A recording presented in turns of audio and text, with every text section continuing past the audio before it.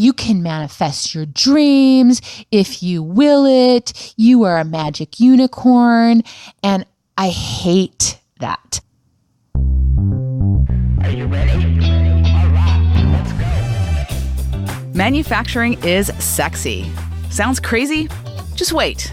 I'm Z Holly, host of The Art of Manufacturing. Your behind-the-scenes look at how people who make stuff are trying to make it in their industries. If you've ever wondered how to build a brand, a business, or just a better mousetrap, tune in and enjoy. This week, we're speaking with Jen Bilik, the founder and CEO of Knock Knock. With a name like that, you might guess there's some humor involved, and you'd be right. Knock Knock is known for their irreverent gifts in books. But comedy isn't always easy. She has to deal with risk-averse retailers and easily offended consumers, and canceled orders, and crying employees, not to mention the pot-smoking hippie manufacturing broker that bilked them out of millions of dollars in their early years. Jen started out as a reluctant businesswoman, her words, not mine, and she's very candid about her mistakes. So she shares some useful lessons about growing a company and bringing a little humor into your business. And we also get a sneak peek at her new book, This Is Not LA, going to be released next week. We hear about that and a whole lot more on this week's episode of The Art of Manufacturing. Knock Knock is an independent publisher of books and also a creator of gifts and things that people call stationery, but really aren't, like sticky notes and pads. It's not cards that you write to your grandma on. And we started in 2002, and my goal was that I wanted to write and design at the same time. My background had been in coffee table books as an editor, just as desktop publishing was coming into existence. And I discovered that I loved design and really had a great, almost educational experience with a lot of the designers I was working with on books. So I was making things and people would say, you should sell that. And I always thought, why would I want to ruin my life by selling something? Why would I want to throw my life away with business, which sounds, just like a man in a bad suit at an airport reading Who Moved My Cheese. And having grown up in Berkeley and fancying myself a bit of more of an artisty person, the idea of starting a business really didn't appeal. And the irony, of course, is that I love business and it's incredibly creative and strategic.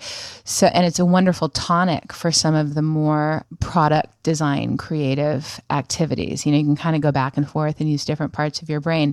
So after a number of You Should Sell That. Wait, I want to know what the first one was.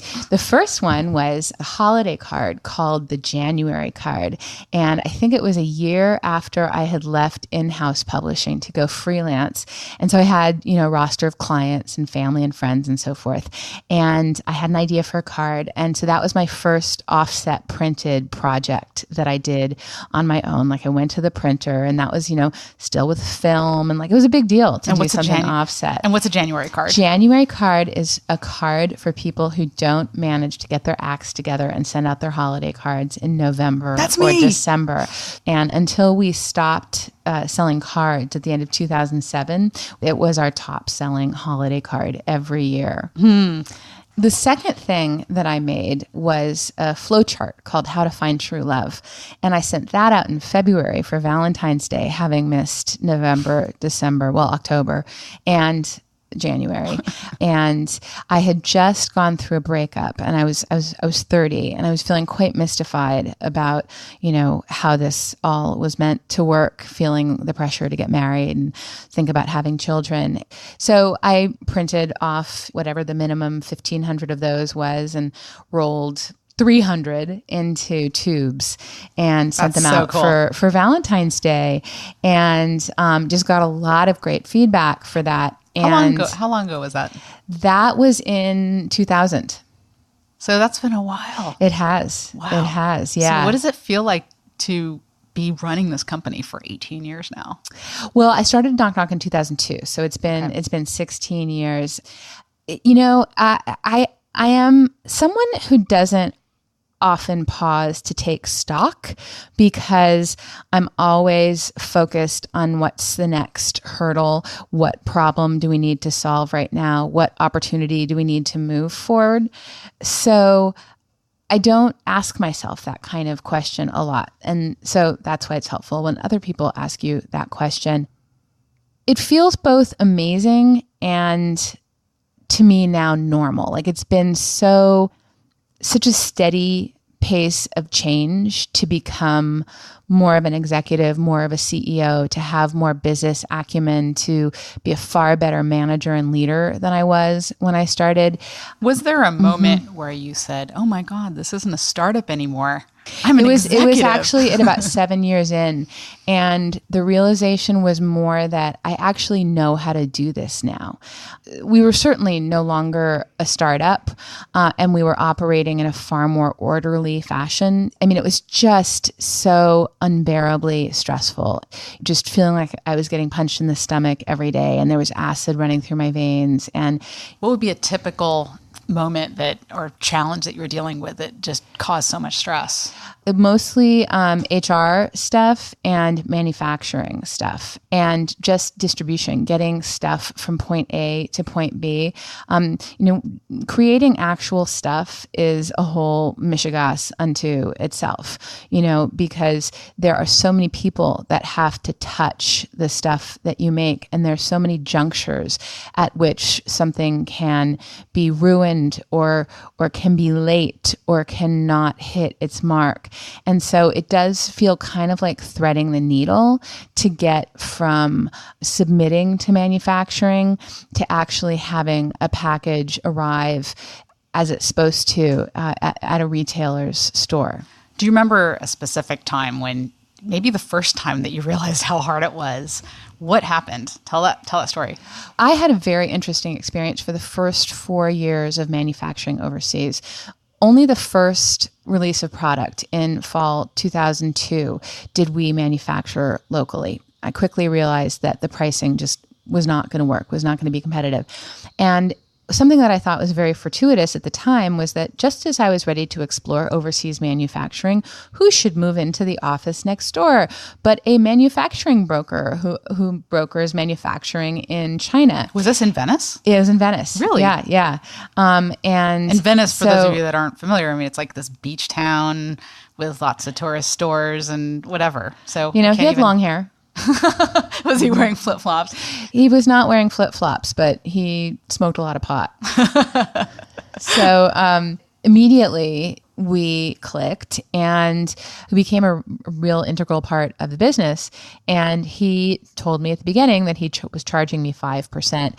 And I made so many primary business mistakes in this relationship, including that if somebody's charging you a commission, you should see the original invoices. We had been losing money, and my uncle, who is a mentor to me and who has helped Knock Knock out financially a few times, he was like, you got to figure this out. Like, where's the bleed? So I got a consultant in to help me identify that. And he said, you're paying way too much for your manufacturing. We learned from this consultant that all customs records by law are recorded and that any citizen can get them through the Freedom of Information Act. So we ordered in all these customs records and did some extensive and grueling forensic analysis and learned that over the 4 years he had charged us an average of 35%, not 5%. There were so many business errors that I made in this situation. One was we didn't have a contract with him. Two was that, I wasn't seeing original invoices on something that was quoted to be on a commission basis. Three was he was our only source of manufacturing. There were many factories, but he was our only source. And so I had all my eggs in that basket. So when we discovered that this had happened and that he was probably a sociopath, we couldn't just say, go to hell and turn on our heel and leave, because we still needed inventory. So we had to manufacture with him for another year. And even a couple of little dingleberries thereafter for custom programs for mass retailers that we just couldn't get to work out financially. How much did you lose? $1.5 million. And did he know that you knew at that point? Yeah. And it was that difficult thing. I mean, one of the ways that I've come to describe maturity and adulthood is the ability to delay gratification. And a lot of that is emotional gratification. I mean, even in, management or child rearing or relationships, like instant emotional gratification is, telling somebody to fuck off. But that doesn't work very well in child-rearing management or relationships. And that was like the first time I was like, oh my God, this is a long play right here. Like I am having to eat it for the sake of the business over a long period of time. And I'm going to have to figure out how I'm going to work with this person and manage it. This person who has just visited upon me the biggest betrayal of my life to date then and to date now. Do you still talk to him? Oh no. But yeah, that was the story. Crazy. Mm-hmm. I'd love to see some of your stuff. Can you show us? Absolutely. Okay. We have before us an array of historic Knock Knock products, as well as products from our two new brands, Emily McDowell Studio and People, Places, and Things, formerly Sisters of Los Angeles. Of the Knock Knock product, I really wanted to show you the only product that was on our original release that is still live in our list, and that's the Personal Library Kit. And it is the miracle of getting back the books that you have loaned out, and it's a play on the nostalgia of pockets and cards that we used when we were kids at the public libraries. And the problem with, like, let's say book plates where you have your name in it is the person who borrowed it knows whose book it is, but you don't know to whom you loaned it. Actually, I have someone's book right now, and I've been meaning to remind her, and she's probably wondering where it is, and I feel really guilty right now. See, there you go. Now it's on tape, and you're going to be prompted to do the right thing. Sorry, Sarah. I frequently just buy a new one and give it back because I do like to have the books that I read. It's like an intellectual photo album up there on the shelf. So the Personal Library Kit has been one of our best sellers right from the beginning. I think people really identify with both the nostalgia and the function of it. So it comes with a date stamp, a little stamp pad, a pencil, and it has like the little from the personal library of, and the return date, and the card that you'd put in the pocket in the book. Yep, and which you keep when you loan the book out. Going in some chronological order with bestsellers, we have a product called Slang Flashcards. So Slang Flashcards came out as a pair with Therapy Flashcards, and the idea was to talk the talk without walking the walk. Basically a cheat sheet for sounding hip or cool or self-aware. We actually went out and interviewed actual teens at malls and 7-Elevens and so forth. Oh, you did the research. Yeah. And Roll deep. Yep. And you got the little how to use it in a sentence. I see that you two roll with deep. uber white people from the 70s. I love that. It's so funny. Clip art. We were the first to use that clip art too. Like, get hip in mere days. I love it. Yeah. Okay, cool. And so those became a bestseller. And actually, the first chain that we ever had place a purchase order for Knock Knock product was Bed Bath & Beyond. And this was for holiday 2003. And they ordered thousands of the Slang and the Therapy flashcards. We even had a point of purchase display that came with it. And we were like over the moon about this order. One of the odd things about Bed Bath & Beyond is rather than having a central distribution facility, they do drop shipping to each of their individual stores, which actually makes it an expensive retailer to fulfill for. But we shipped all of these orders and we were just delighted. And at the time, the individual stores would reorder if they sold out. So the fax machine was just burning up with reorders. Kids? You know what a fax machine is? And then Bed Bath & Beyond Central calls us and says that they have had 2 complaints in the Bible Belt about one of the cards in Slang Flashcards, which was tap, as in tap that ass, as in, copulate, not romantically. And they decided, because of those 2 consumer complaints in a region that was notably conservative, that they would pull all of the Slang and the Therapy flashcards from all stores. Even though you're drop shipping to them individually. Oh, yeah. I can't remember what the deal was about who paid for the shipping back, because paper is heavy. People are often surprised by that. And I'm like, it used to be trees. It's heavy. And so somehow we did get all of the product back. But what was crazy is it took the central management of Bed Bath & Beyond a little while to get the word out to all of the stores. So the fax machine continued to just be like burning up with reorders because they were selling so well in other areas. We couldn't fulfill those orders, but that was certainly an early lesson in both distribution, in the kinds of assurances that you need from a retailer that takes a big order. So how would you do things differently? It's a combination of things. Unfortunately, it does result in self-censorship. As we've gotten bigger, we do think about the price that we have to pay if we include certain content in a product, that it's just not going to be saleable in certain circles to certain retailers. And products that do have any salty language or content, the editorial team, when it's all done, creates a spreadsheet of where the swear words are, what page, and what content retailers might object to. And we show that to them before they take it on, so that we don't have a situation like we did with Bed Bath & Beyond. And even the Bed Bath & Beyond claimed to have read the cards all the way through, which I mean, I believe that they did. It's just they didn't anticipate the complaints. Right. Buyers laugh their asses off at it. And then they say, oh, I could never take that. And the swear stuff sells phenomenally well direct to consumer, but not at all well wholesale. So if I were to voice one complaint that I have about our industry, it is how risk averse retailers are and how sensitive they are to isolated instances of complaint.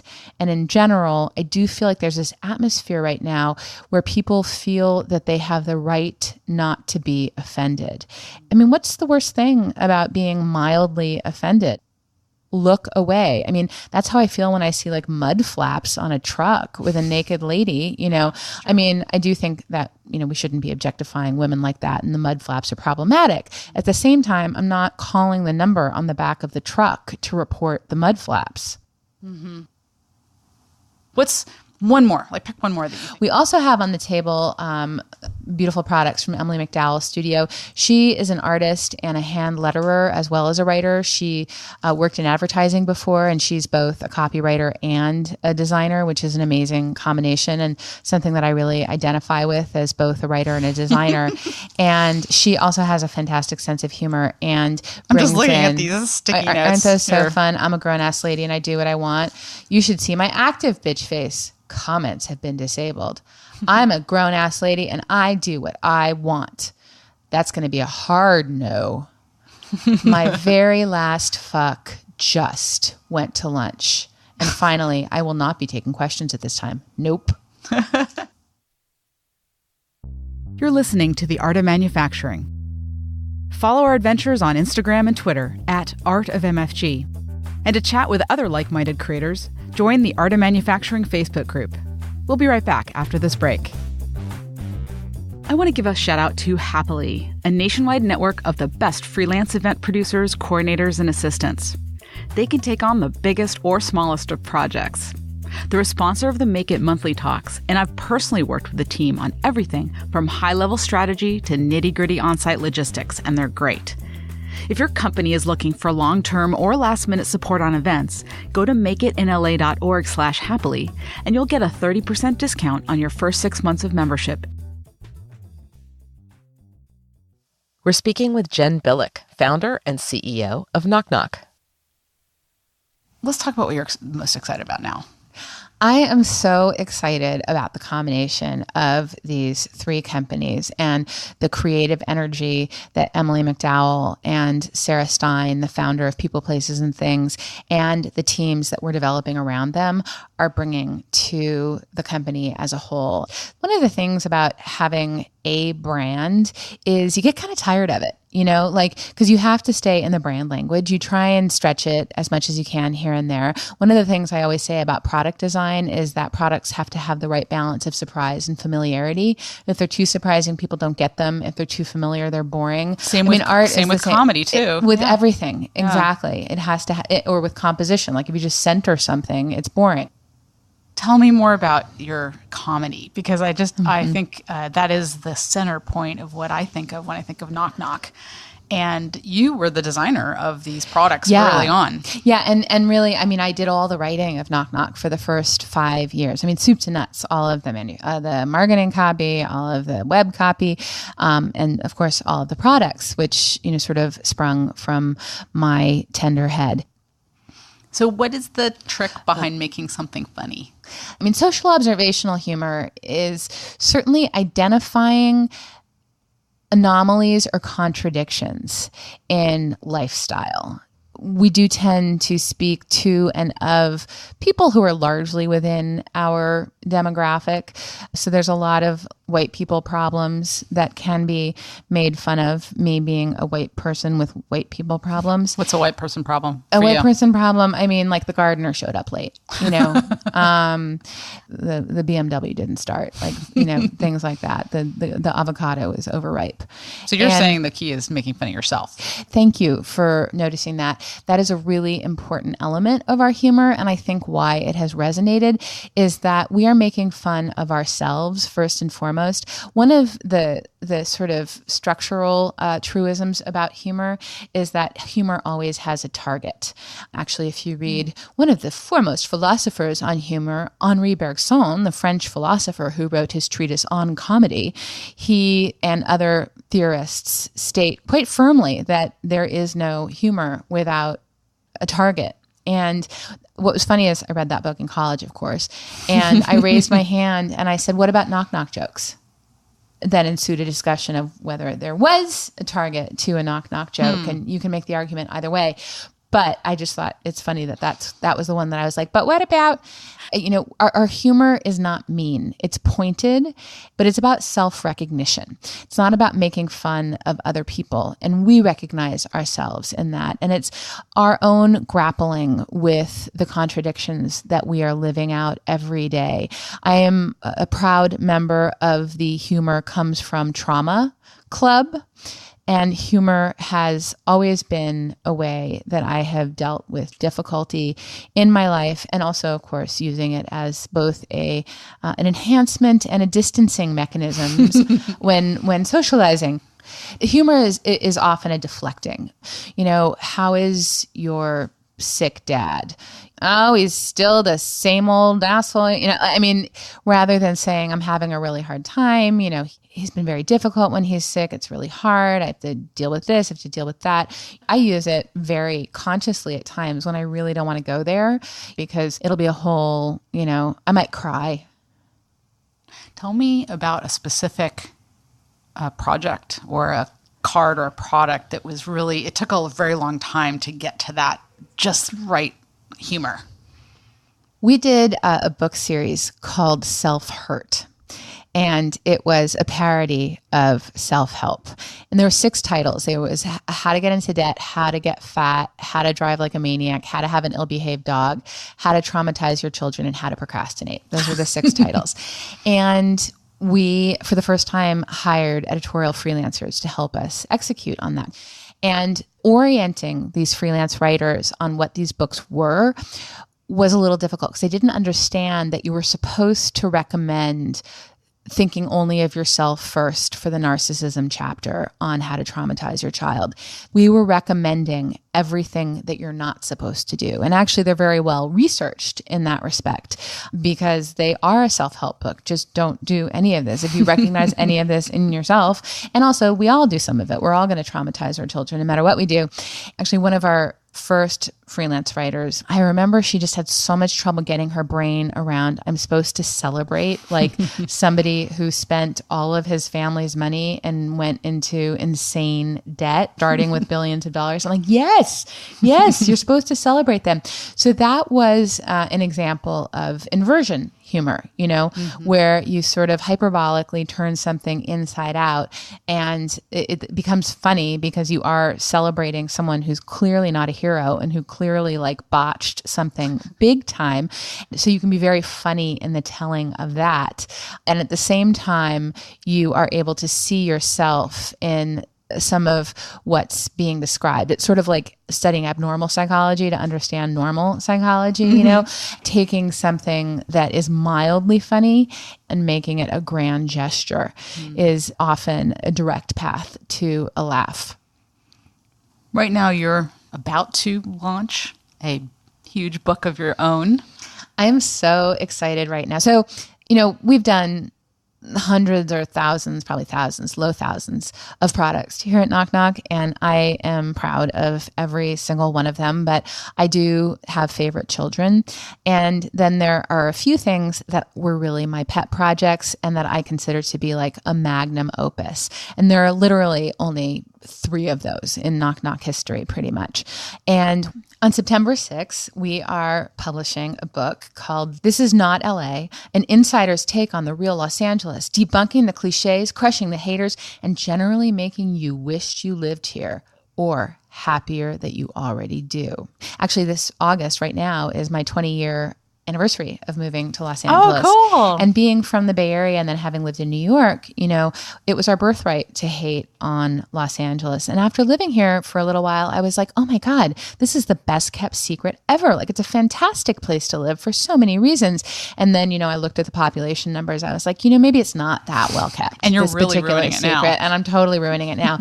But at the same time, I still see people relying on these tired old stereotypes about, Los Angeles, everybody being in the biz, or there's no nature here, or it's a desert, or, we're all woo-woo and flaky.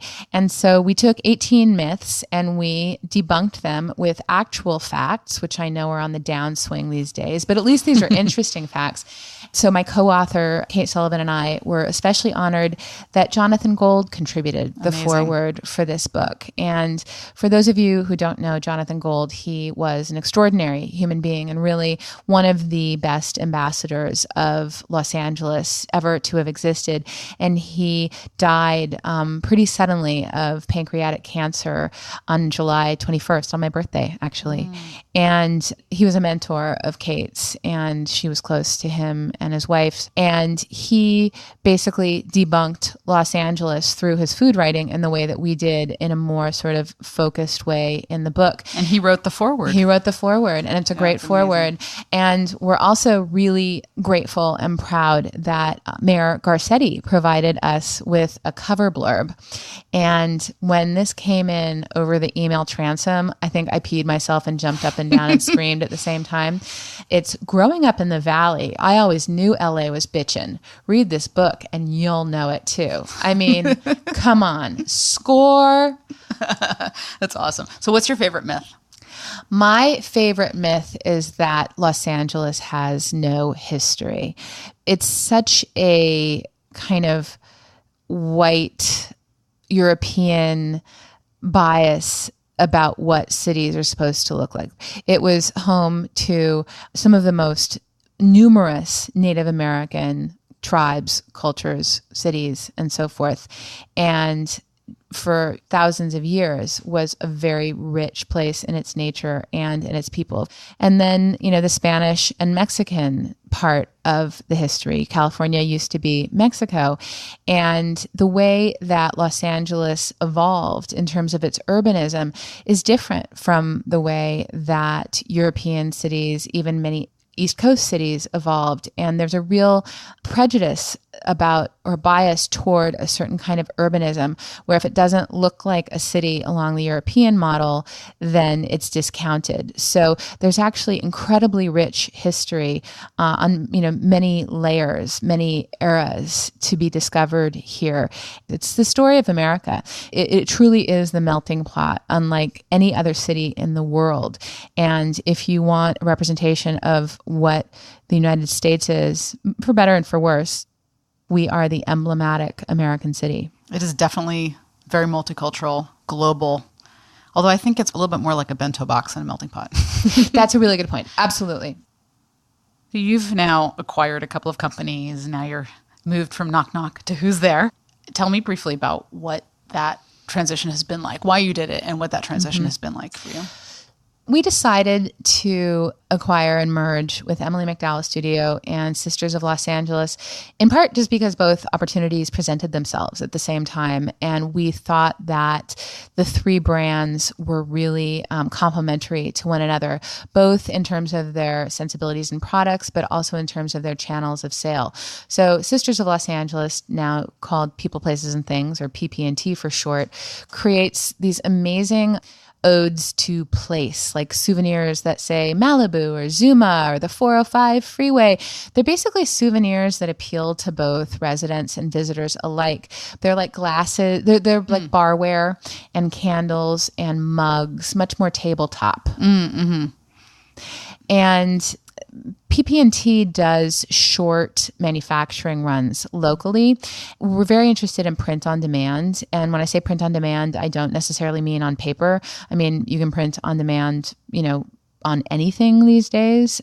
So the idea of integrating sort of a short run, more customizable brand into our family and learning the dynamics of print on demand or shorter runs felt far more interesting and nimble to us. So that channel is something that PP&T brought to the table, as well as a new product category at higher price points.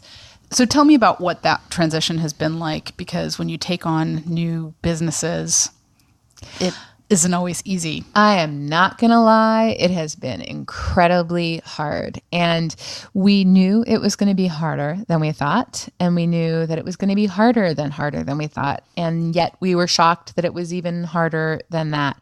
We were all new to this process of financial modeling, of that level of legal, a suite of legal documents for each one, and also the deal making process being like a courtship, because either party can step away at any time, and you learn so much about each other. How about the cultural?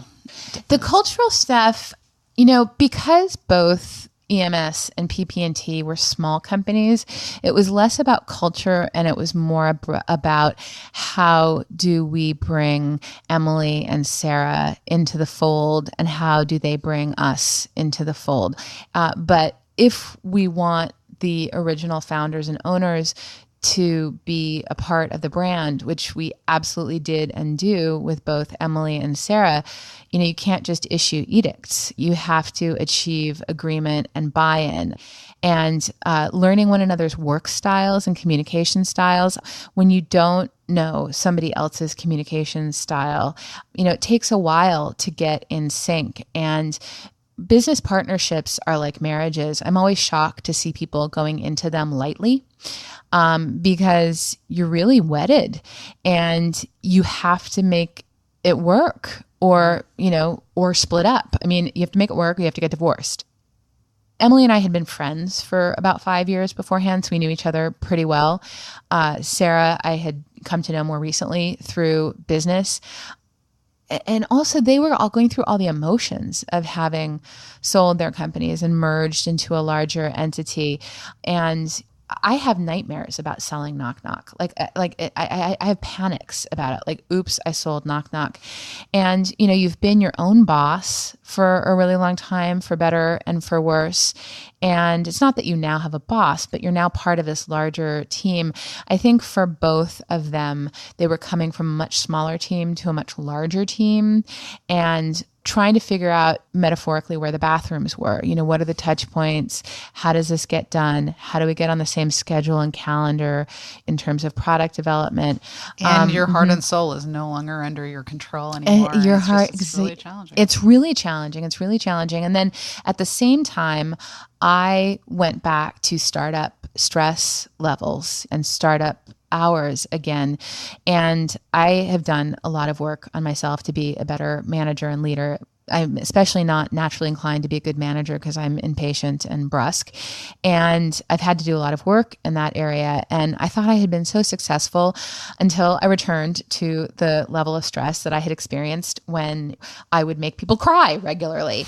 And as I got more and more stretched and had less and less fuel in my tank, I started not handling things as well. And they're very, delicate things to handle throughout business.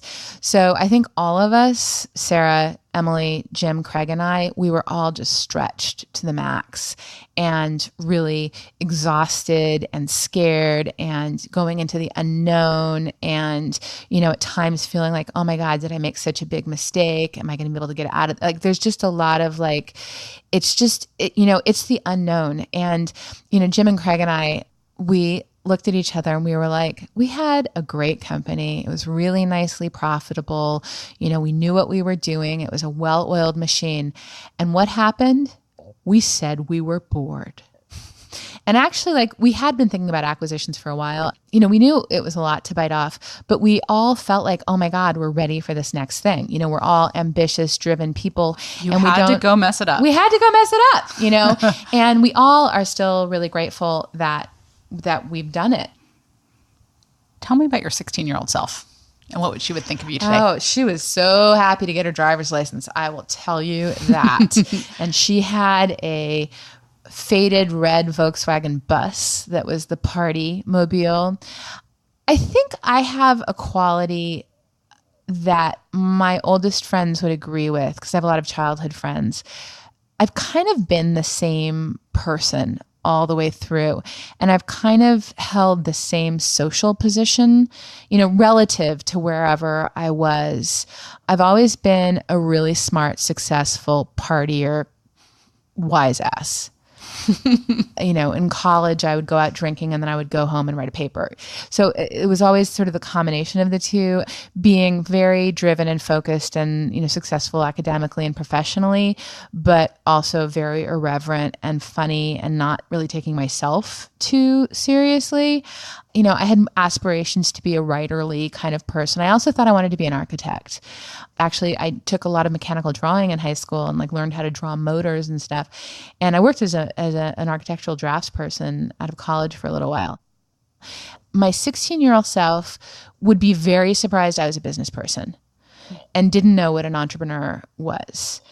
Would not have at all been surprised that I wrote books or that I was a book editor or that I was a product designer, but would have been surprised that I was a business person. I think what my 16-year-old self would have been most surprised about was that I didn't marry and have children, that I didn't have a family. Now I just got married a year ago at the age of, it was right before my, 47, whatever.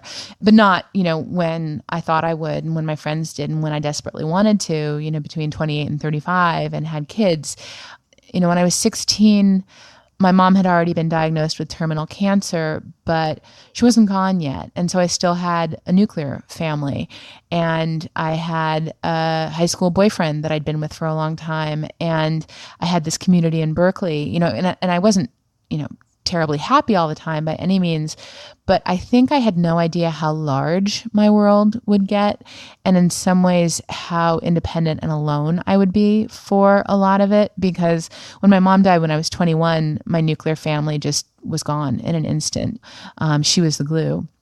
And my dad and my brother and I all went in very different directions, and there was no longer really a family home base. What's a piece of advice you wish you had before you started your business that you'd like to share with the listeners?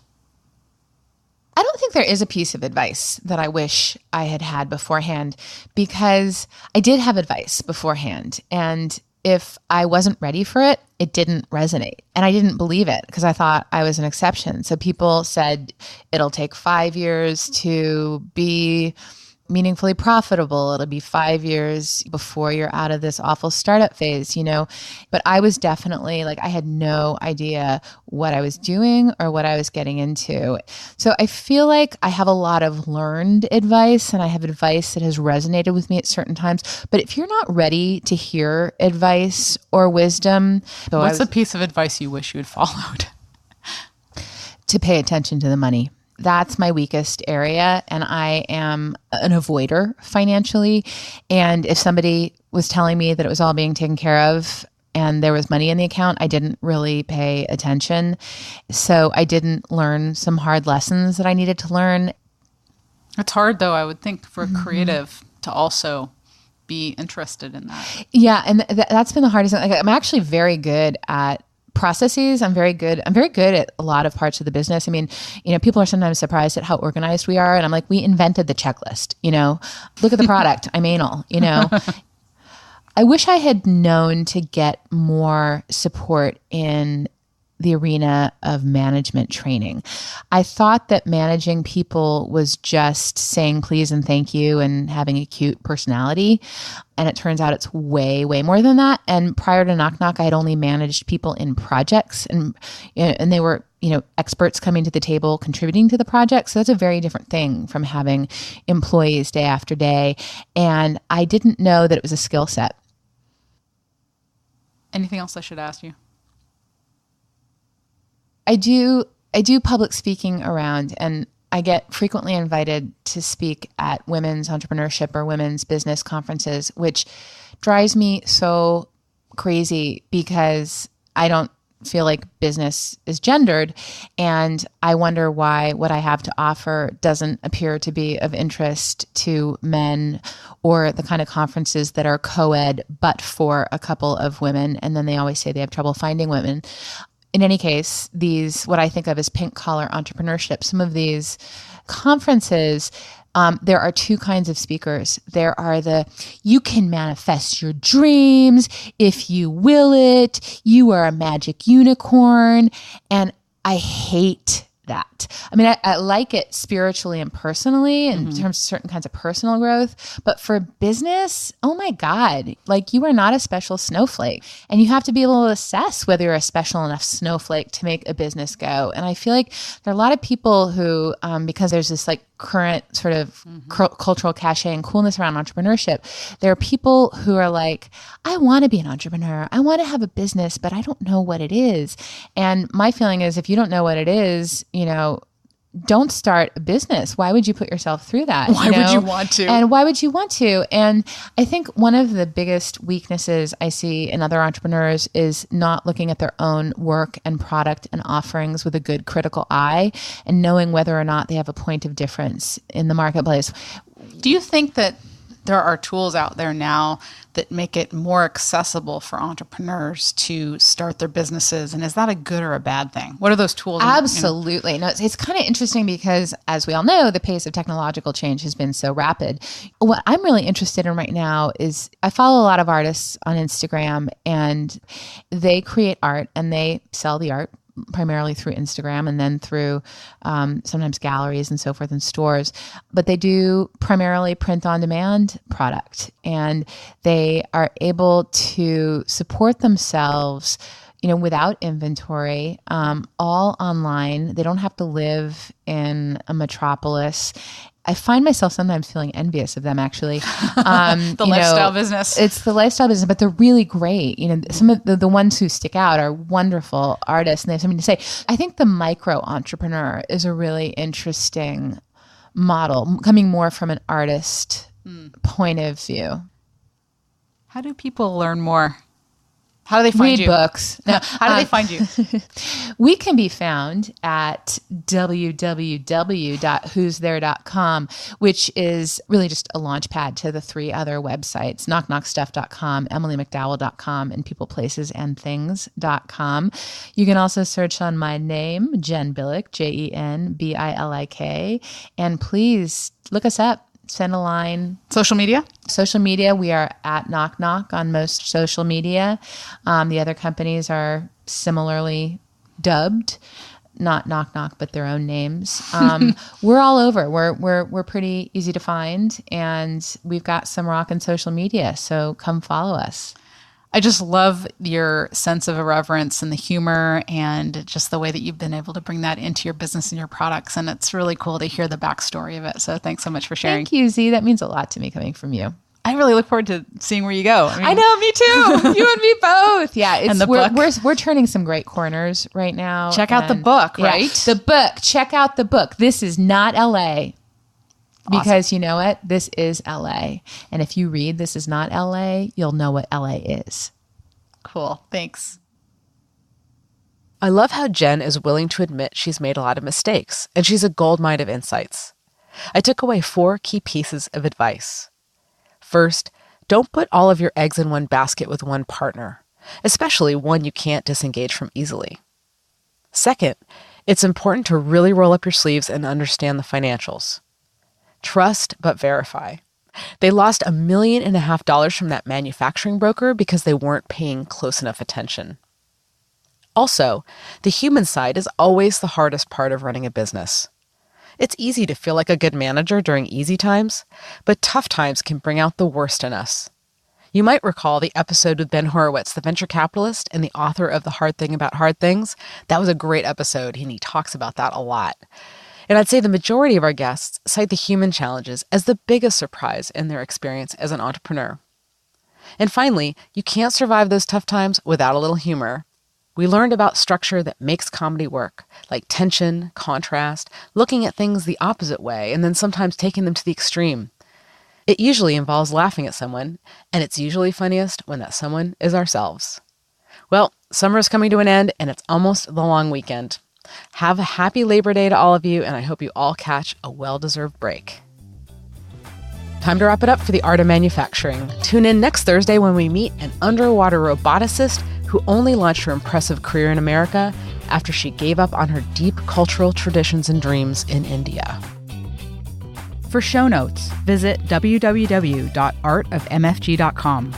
Follow our adventures on Instagram and Twitter at artofmfg. And to chat with other like-minded creators, join the Art of Manufacturing Facebook group. Never miss an episode. Subscribe on iTunes or Spotify or your favorite player, and if you like the show, do us a favor and leave us a review. Or send us a message with your thoughts and ideas to feedback@artofmfg.com. This podcast is produced by At Large and Dangerous in collaboration with Make It in LA and other partners. Visit makeitinla.org/connect to sign up for local LA events and news. A big shout out to Peter Brandenburg, the producer and audio engineer. Thanks for listening to The Art of Manufacturing. I'm Z Holly, and remember, don't just make it, make it.